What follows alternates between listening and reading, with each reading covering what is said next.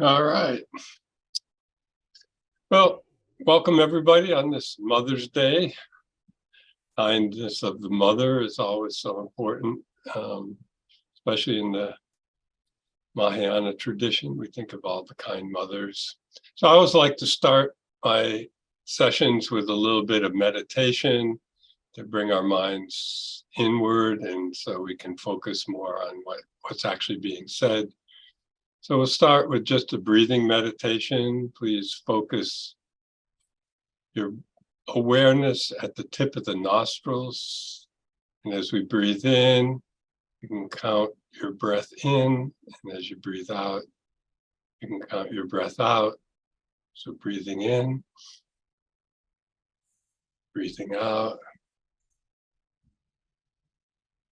breathing in, breathing out. Just watch, keep your awareness at the tip of the nostrils and the breath coming and going.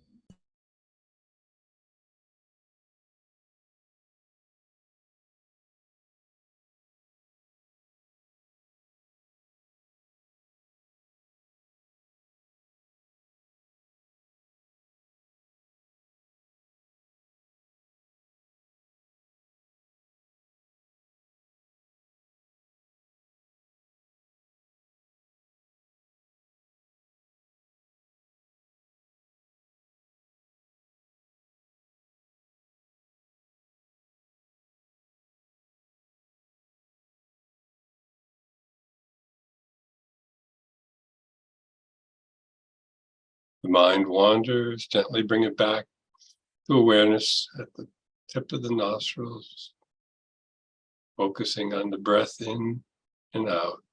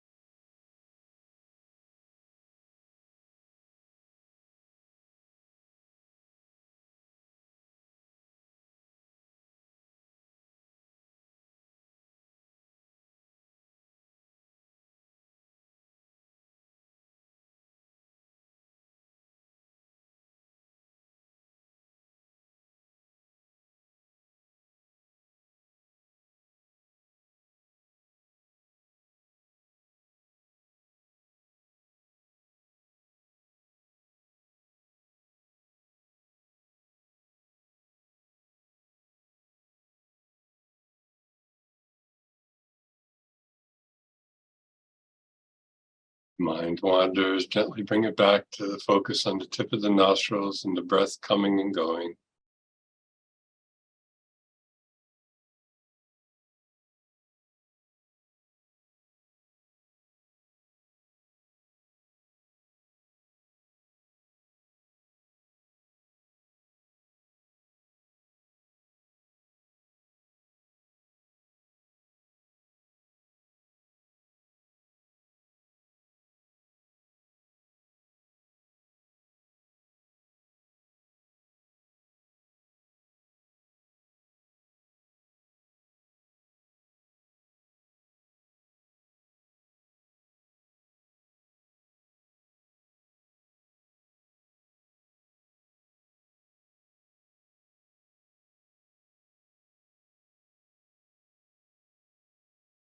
we should now motivate. Why are we here? What are we doing? What's the purpose? We're here to benefit ourselves and other sentient beings through developing an understanding of our own minds.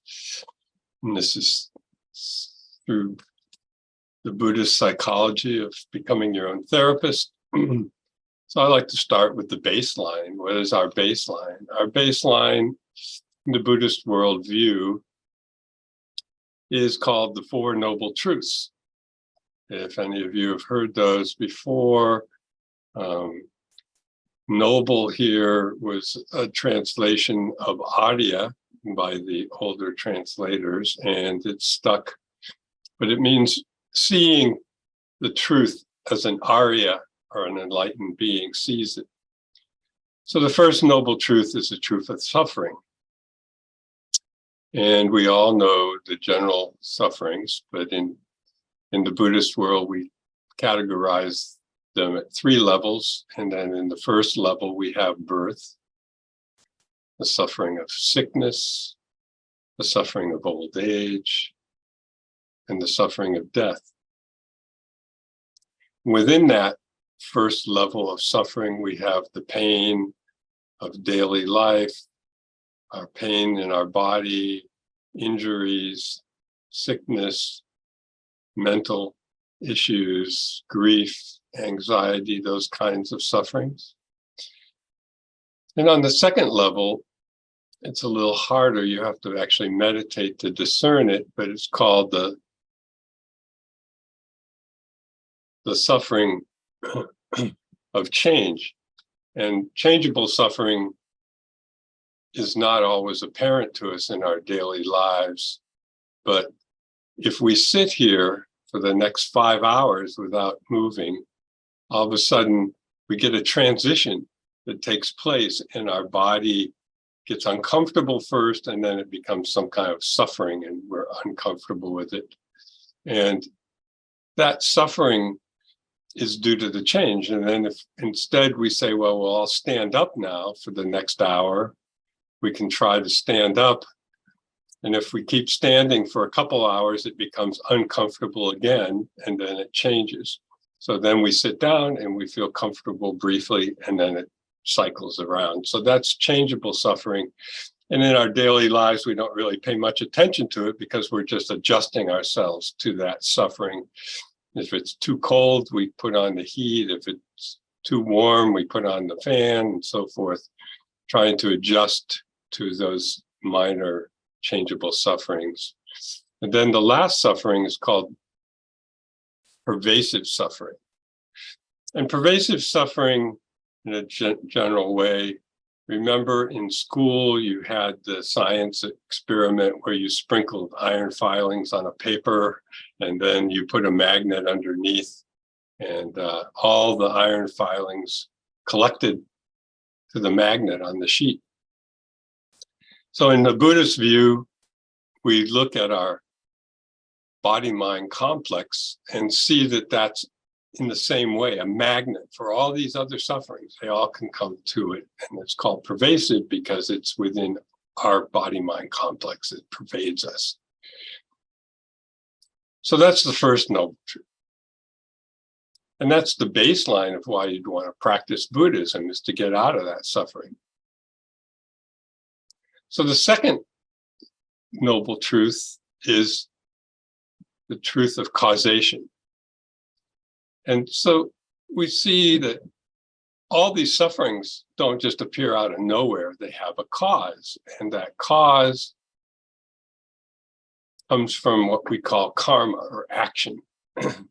And in the past, an action was created, and then a result came, and it can be time differential, so it doesn't always come at the same time as the action. And that causes the suffering. So there's causation of suffering. The third level is that if it's caused, it's produced, it ceases. So there's a cessation of suffering. And so in the cessation of suffering, you look for the antidote to the suffering, and then you apply that antidote, and it ceases the suffering. And the fourth noble truth is called the truth of the path. So in Buddhism, the word path is not something you walk on, but it's a knower in your mind. And the truth of the path says that there's a path to that cessation of suffering, and that by following that path, you can achieve the nirvana and enlightenment. So that's Four Noble Truths. Does anyone have any questions so far? Is this clear? Is it new stuff, old stuff? Yes, sir. Okay, thanks.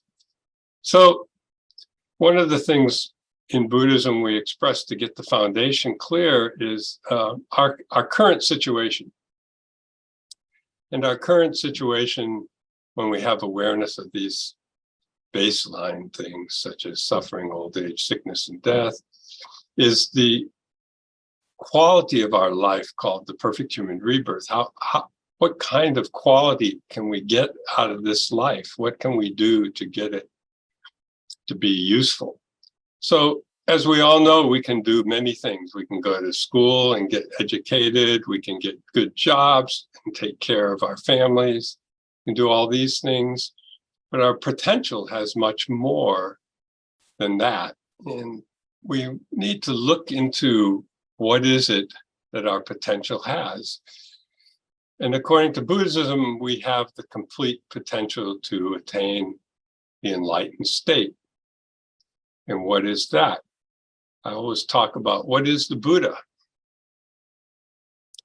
The Buddha was a realized person 2,600 years ago who saw the suffering and worked on the path and accumulated the causes for his enlightenment over many, many lifetimes, and then attained his enlightenment and then taught the path so that we may understand it. And the root Bud means literally, he woke up. It means to be awake. So what did he wake up to? Well, he woke up to how those suffering, causation, cessation, and following the path actually function in our lives. So the perfect human rebirth is an example of the potential we have. And when we really reflect on that through meditation, we can see that we could do all these other things and accomplish many things in this life. But the main thing would be to get a clear grasp of who we are and how we can attain our own awakening. So one of the things we do to do that is to look at the path and what is involved in it. And so in Buddhism, we have 5 levels of the path. And the path, the basic first level is called the path of accumulation. That's where we accumulate the merit necessary to propel ourselves onto the path. And the way we look at that, propulsion is like rocket fuel, because we can look at our suffering and say, oh, what can I do about it? And we kind of get lackadaisical about our situation. But the fuel of accumulating the merit through different practices is then able to propel you into the practice with sustenance, where you can sustain that practice over time. And so the merit you create, and merit here means positive energy, basically. And so you create the merit and you look for ways to do that. And Buddhism has abundance of methods for that. Some people do prostrations, there's the prayer wheels, there's praying, there's meditation, there's mantra recitation, there's many ways to accumulate that merit. And then the second path is called the path of preparation, Jorlam. And the path of preparation is where you then get serious about your meditation, you now have the fuel in the tank, so to speak, to go in depth into your meditation.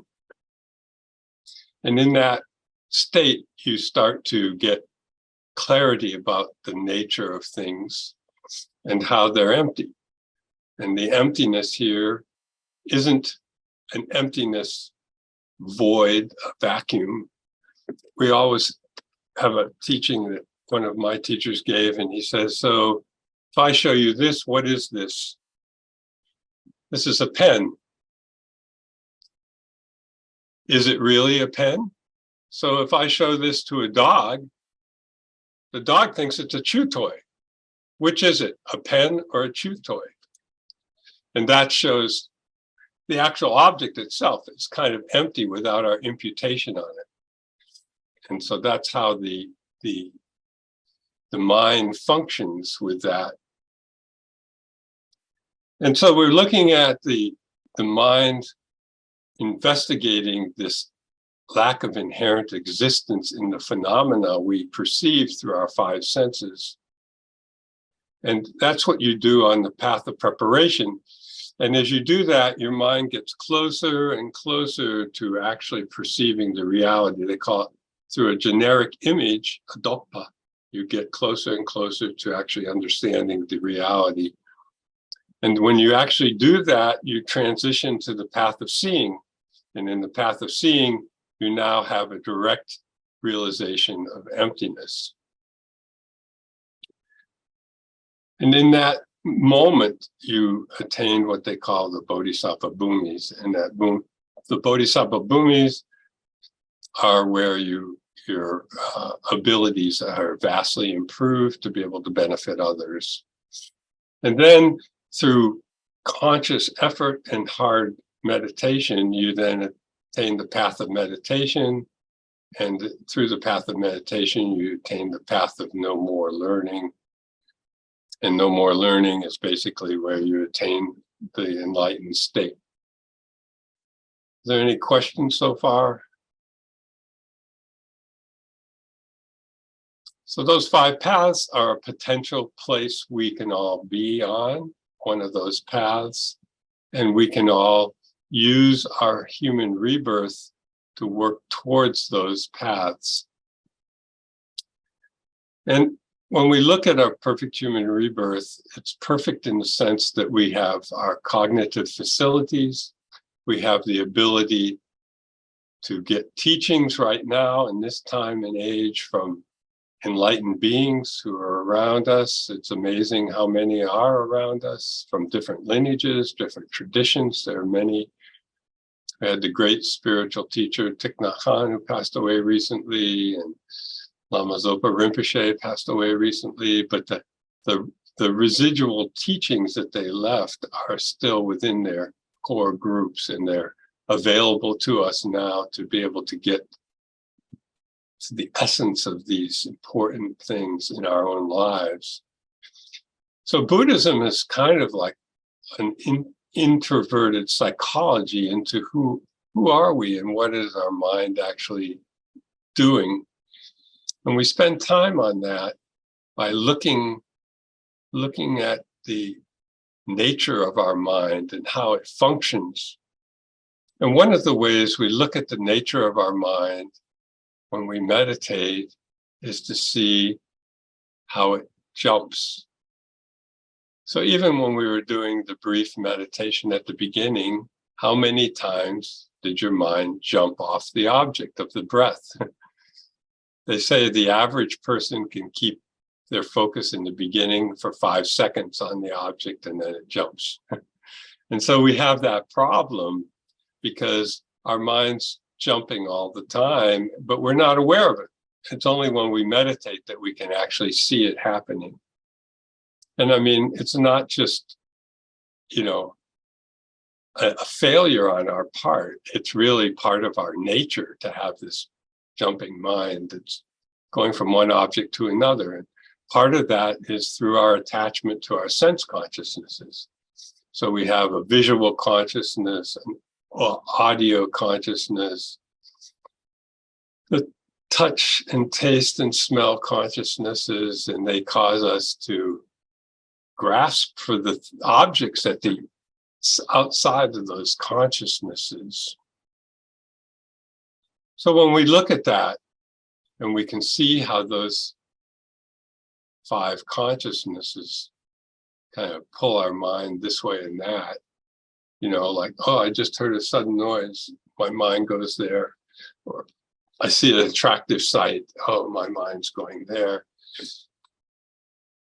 And then we become kind of obsessed with our own view of that object, and either we like it or dislike it or are neutral towards it. And when we're liking it, then we resurrect it over and over and over in our mind. When we don't like it, we shut it out. And when we're neutral to it, we don't really pay any attention to it. But all day long and all night in our dream state, we have these objects coming up, and we see them and react to them. Those things help control us in how we behave. So in understanding that, in Buddhism, we have all these methods.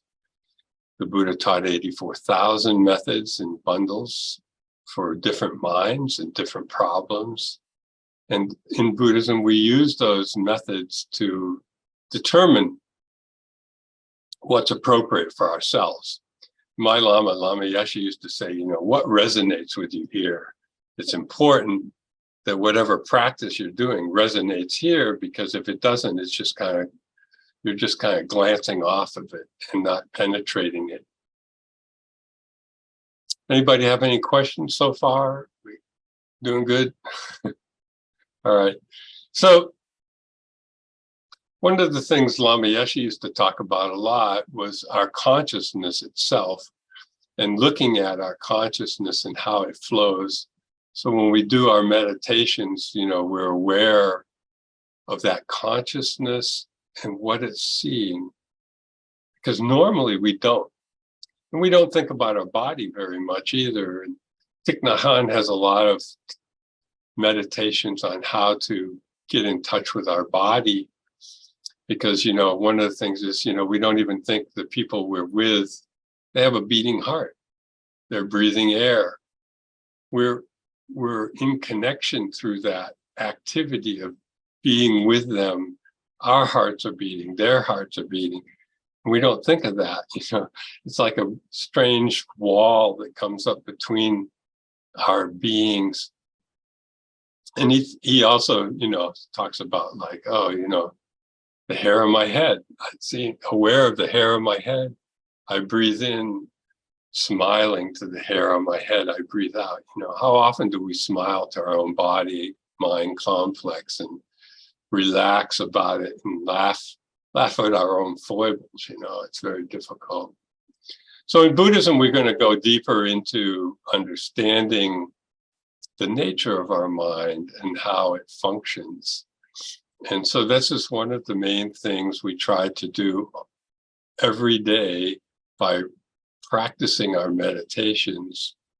And even if it's just 5 minutes of the breath awareness, it centers the mind and brings it back into yourself as an ability to learn from your own behavior.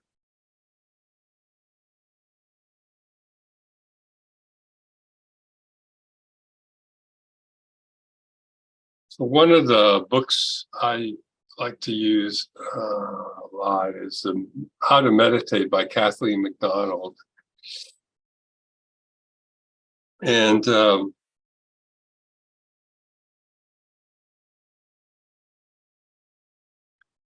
what she was talking about here under the Perfect Human Rebirth, I find useful.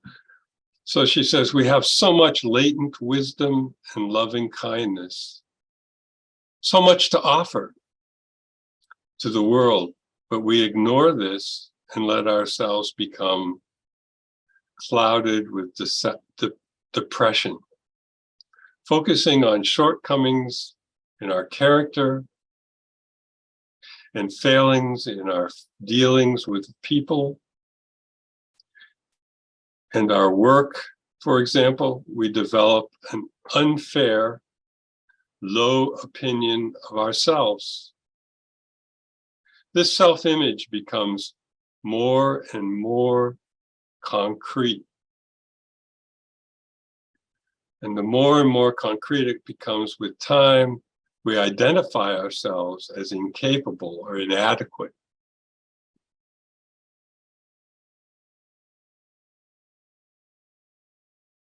And consequently, we turn to other people in an attempt to find happiness and fulfillment.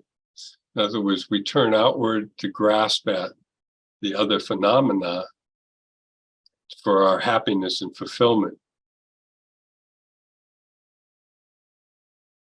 However, as our friends are likely to feel the same way about themselves, such relationships often bring more frustration.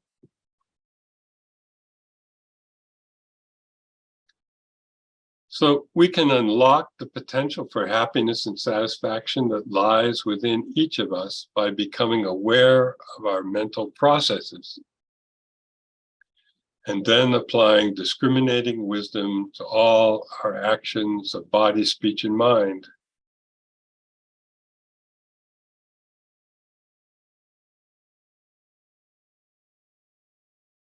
But to hope to be able to achieve this and through it a fulfillment without first completing the necessary groundwork is to invite nothing but frustration. We must start by building up a firm foundation board based on realistic view of ourselves. We have to accept our positive as well as negative traits and determine to nourish the good and to transform or eliminate the bad aspects of our character. Eventually, we will recognize how fortunate we are to have been born human. Once we understand this, we can begin to train our minds to achieve enlightenment.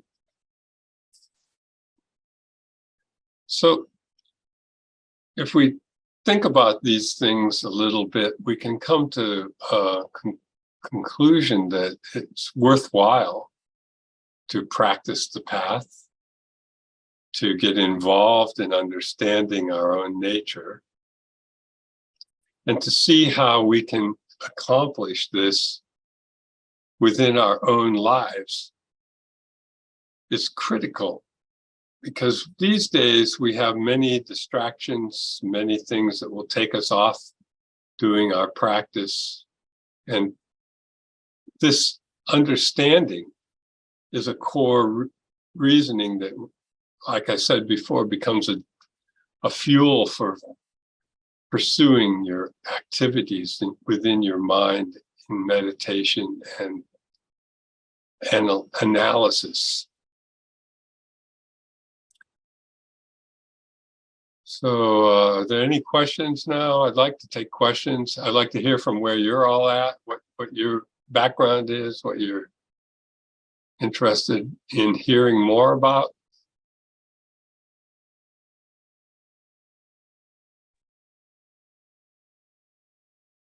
I have a question. You were talking earlier about merit. And my own personal view has always been the merit is in the action. The action of meditating has merit whether I participate in it or not.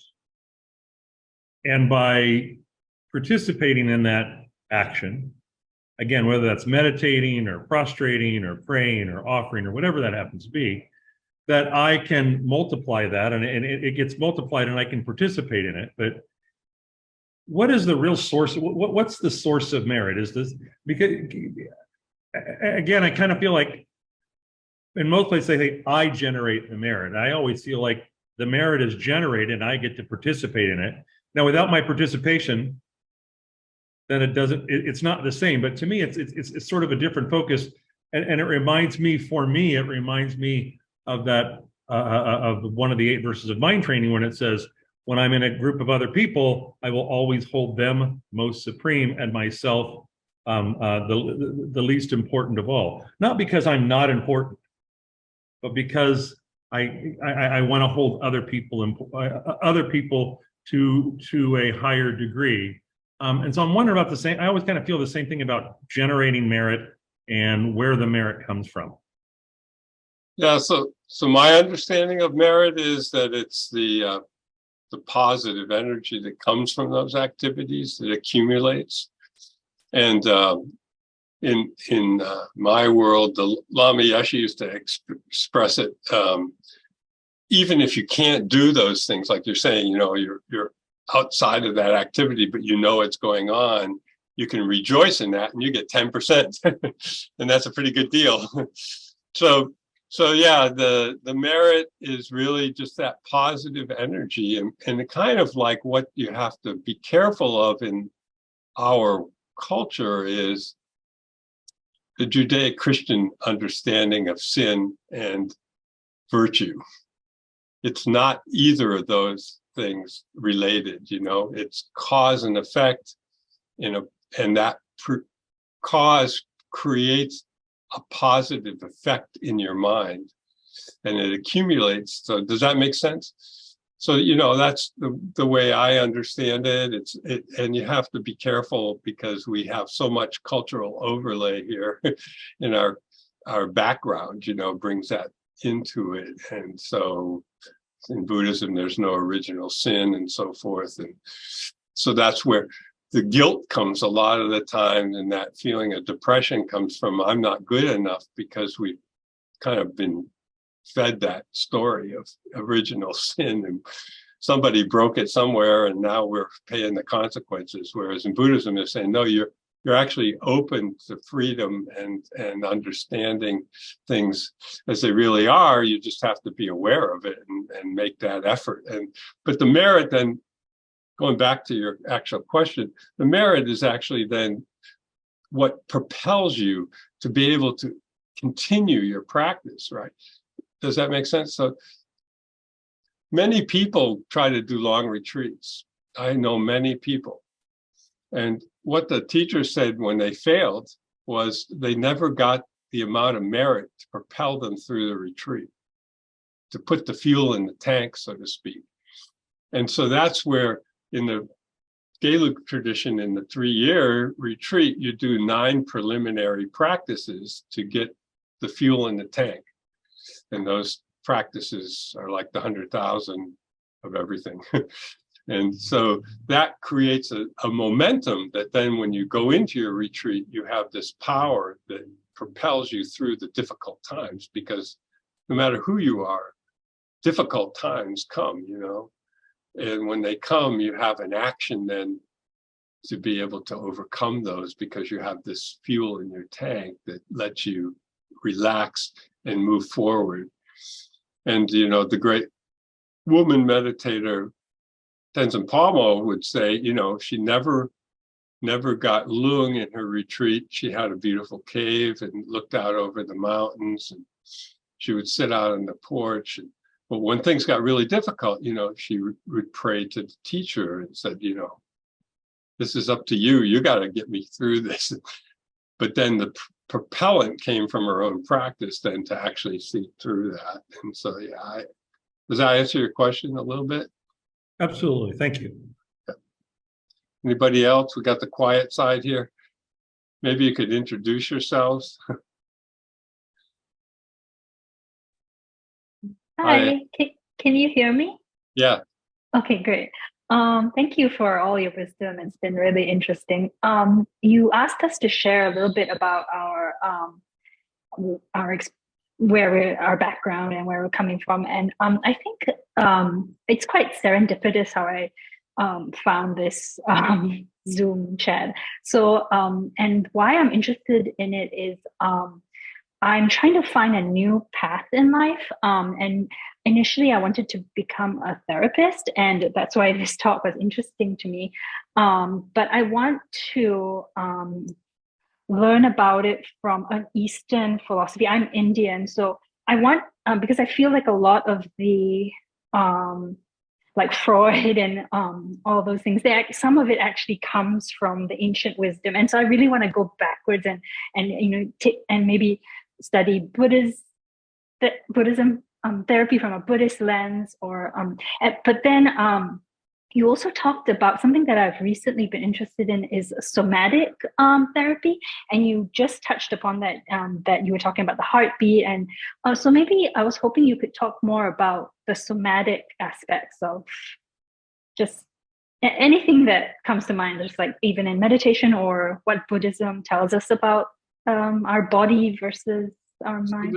There's a whole series of meditations, that do that, you meditate on your diaphragm raising and lowering, and you see how it changes your emotions. You can get a certain emotion and the tightness comes or it relaxes. We have that with our heartbeat, right? We can get a strong heartbeat over anxiety or something, or we can have a relaxed heartbeat over something spacious happening. And so those things are all in there. Myself, I wouldn't pretend to be a therapist per se at all. I just, I've been doing this for a long time, and my experiences in meditation especially have had the profound impact of penetrating some of those details. But it isn't easy. It isn't easy. But the wisdom of the East obviously is important for our understanding of the human mind, because they've been doing it for 5,000 plus years. So it's important.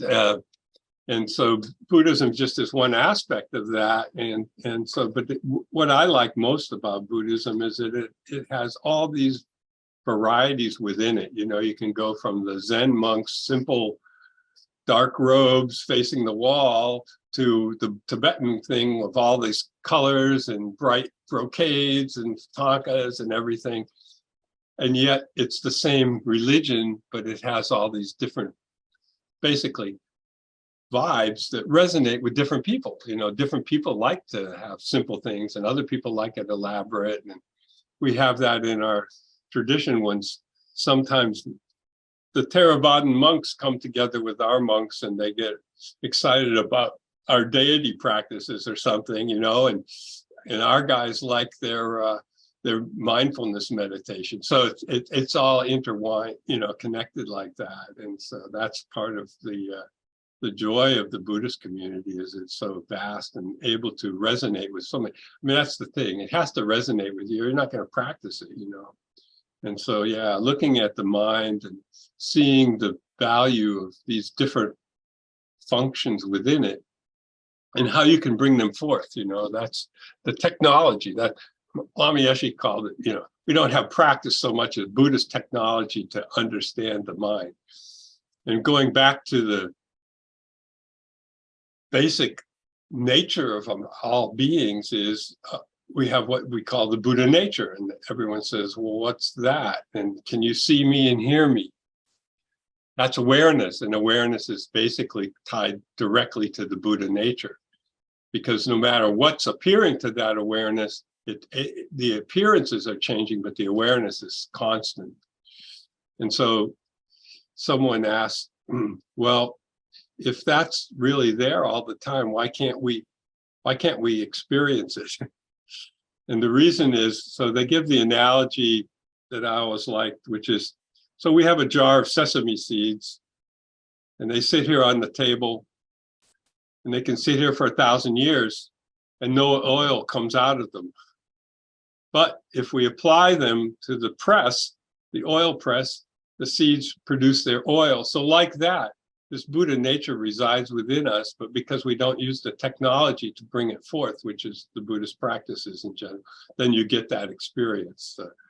That's the kind of thing that we have that really helps me understand it. Like simple analogies can be very powerful like that, so for 1,000 years, nothing happened, but then I got the techniques and something happened and then I got moved forward. So, yeah.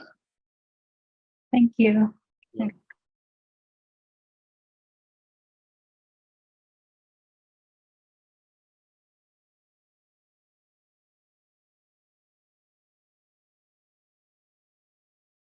So Priya, you're actually in India, or are you in America? Or? No, I'm currently in America.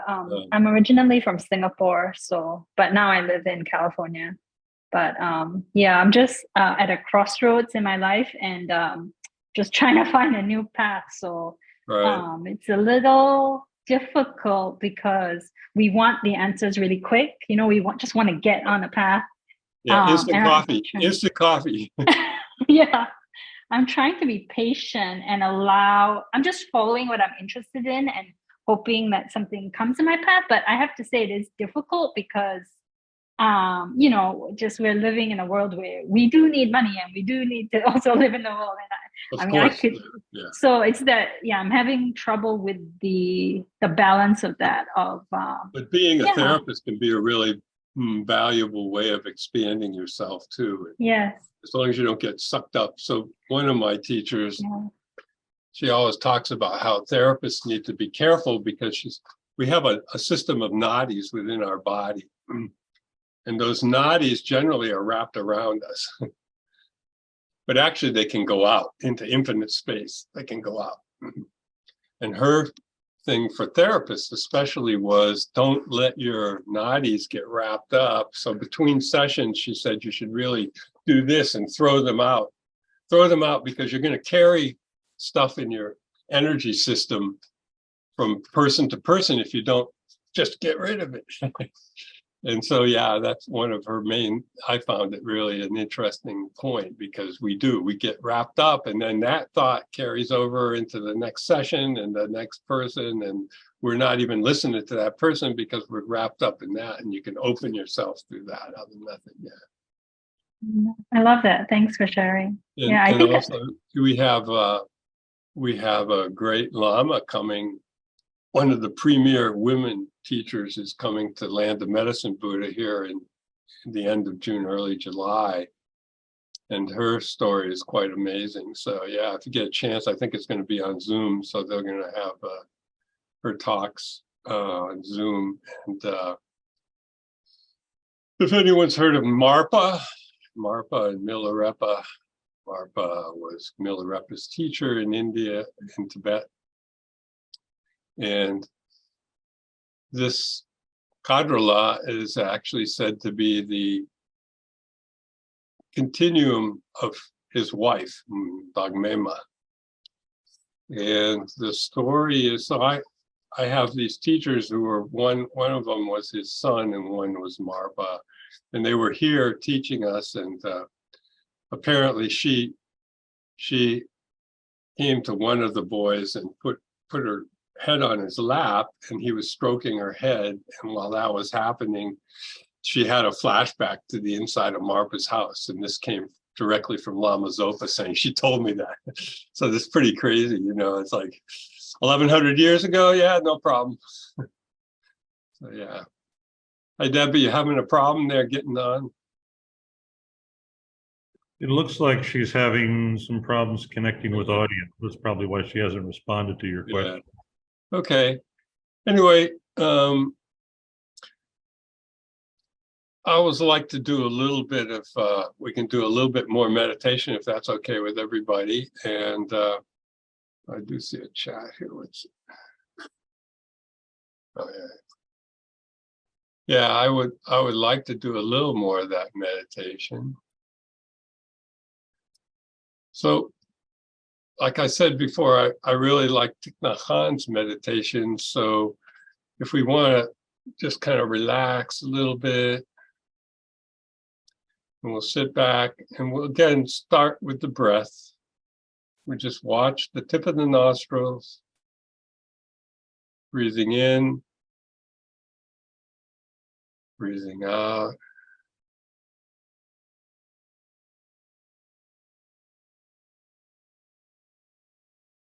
Breathing in,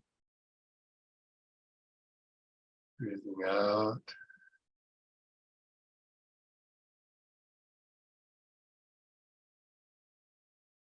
And now we're going to use some of his methods. So this one is breathing in, think I calm my body. And then we breathe out. I smile. Breathing in, I calm my body. Breathing out, I smile. Breathing in, I calm my body. Breathing out, I smile.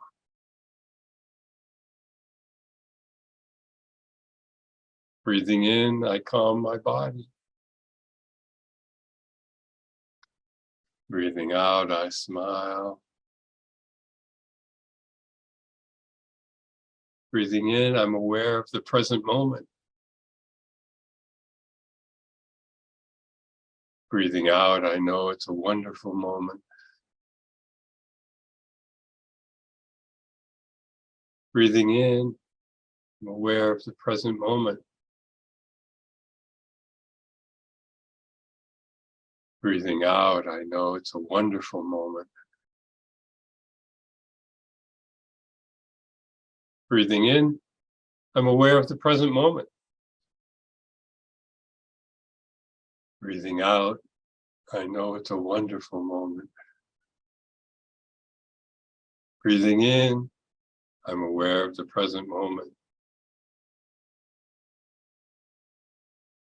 Breathing out, I know it's a wonderful moment. I just rest in the state of openness.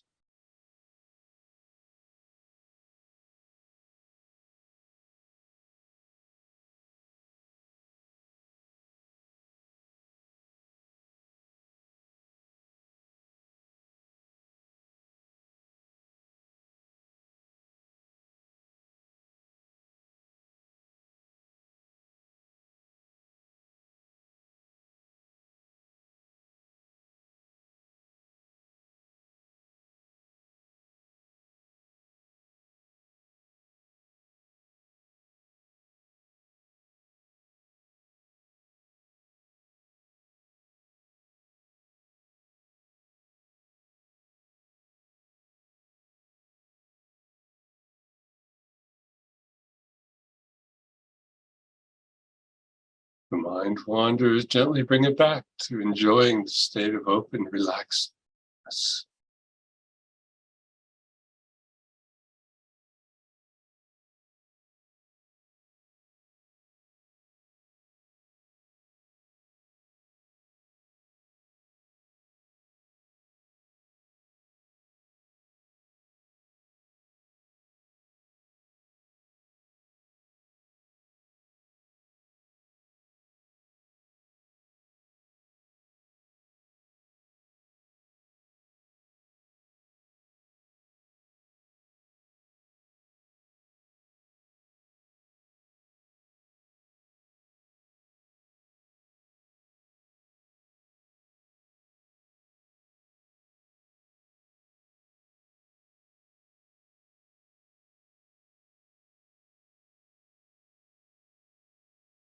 Gently bring your mind back to the relaxed state of openness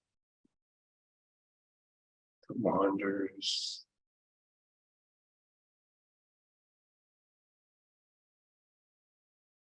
Feel this is the real me. This is my true nature, open, spacious awareness.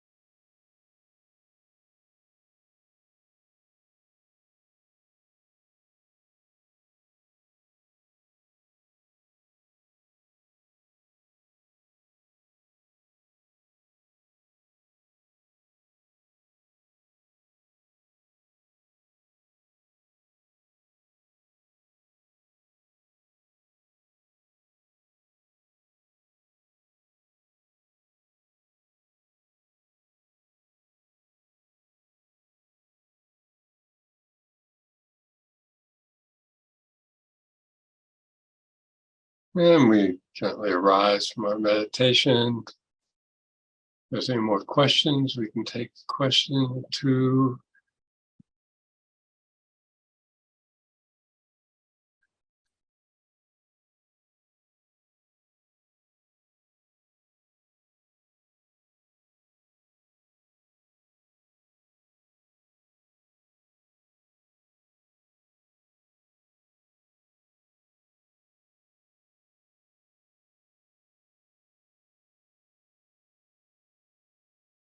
This has been a great little class.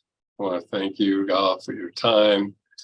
When you think about it, in the old days when the Buddha taught, it was small groups like this where the transmissions took place. I know my friend Thupten Pende, when he went to Tibet, he was shocked that the Atisha Gampa would seat about 40 or 50 people only. And it was like, wow, he spread the Dharma all over Tibet, but he taught in this little Gampa. So it's interesting to think about that. And, when I studied with Khenso Rinpoche, Geshe Tetsog, he often said it's all about the quality of the student, not the quantity. So it looks like you're good quality.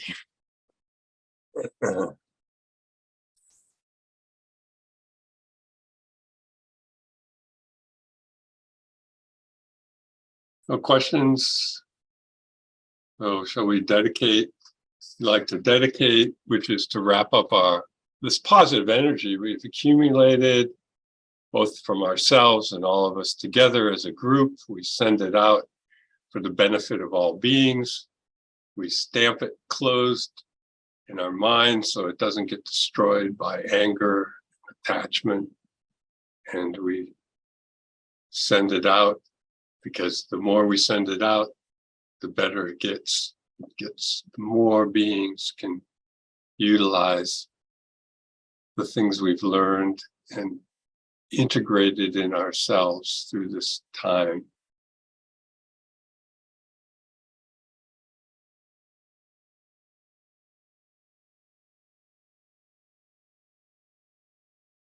I have one teacher, he always put this at the end. He said, I am never jealous, I always rejoice.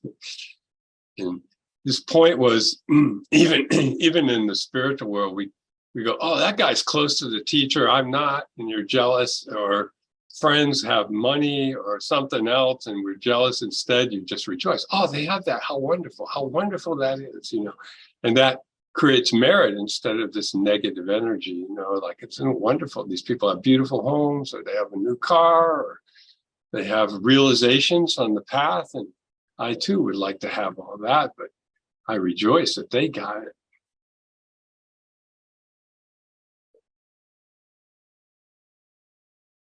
I think that's all for me. Anybody else, anything to say? No, I just wanted to say thank you for coming. It's great that you are doing another series for us. I really appreciate it. Thanks for having me. Yeah, it was quite the deal last week. The power went out 10 minutes before I was supposed to teach in the whole neighborhood. So it's like, yeah. Thank you very much. Look forward to seeing you next week. All right. Take care. Thank you.